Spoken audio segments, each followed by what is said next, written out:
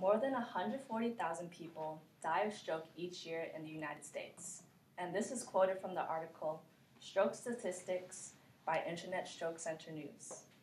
But before I get into that, what is a stroke?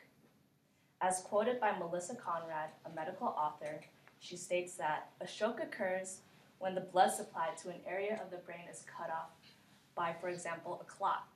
And this can either be mild or deadly depending on which area of the brain that is cut off due to blood loss or how long it takes for someone to be treated.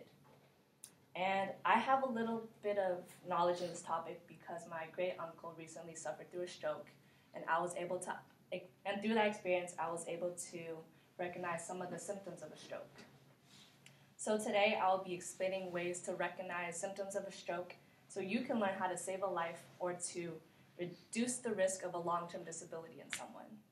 And this can be done in 4 steps using the acronym FAST, or FAST.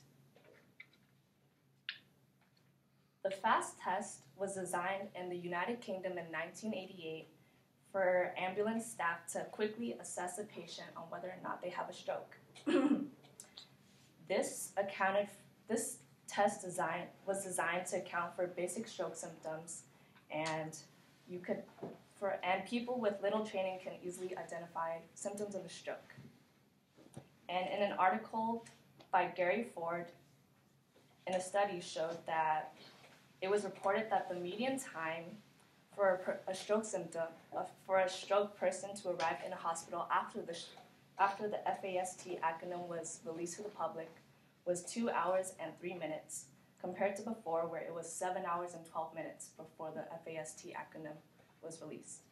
And now that you understand the usefulness of the FAST acronym, I will now be explaining the steps to it.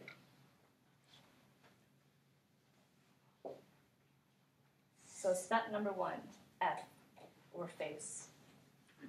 First, ask the person to smile. Can you notice if one side of their face is drooping down or you see that they have a crooked smile? If yes, then move on to step 2, A, or arms. Ask the person to raise both of their arms up above their head, and can you notice that if there is weakness in one side of the arm or one arm is drifting downwards after it's been raised? If yes, then move on to step 3, which is S, or speech. Ask the patient to repeat a simple sentence, maybe like, I like ice cream. If they are having a hard time saying the sentence, if they have slurred speech, or their sentence was just completely incomprehensible, then move on to step 4, the last step, T, or time. It is time to call 911. You have to quickly get the person immediately to the hospital because it is a big race against time. The longer you wait for someone to be treated, the worse their disability could be in the future. And now you understand the acronym FAST. And to repeat myself, F, face. Notice if their face is drooping. A, ask them to raise their arms, and if you see that there is weakness on one side, move on to step 3, which is S, or speech. Ask them to repeat a sentence to you, and if you notice that it is slurred or incomprehensible, move on to step 4, T, or time. It's time to call 911 and get help. Today I taught you ways to identify how to identify if someone is having a stroke. The strokes are a leading cause of death in the United States, and it can be easily prevented if you remember the acronym FAST.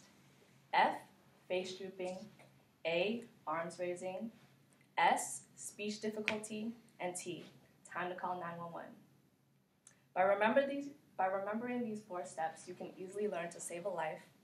And if you are ever in this situation, remember to think and act fast. Thank you.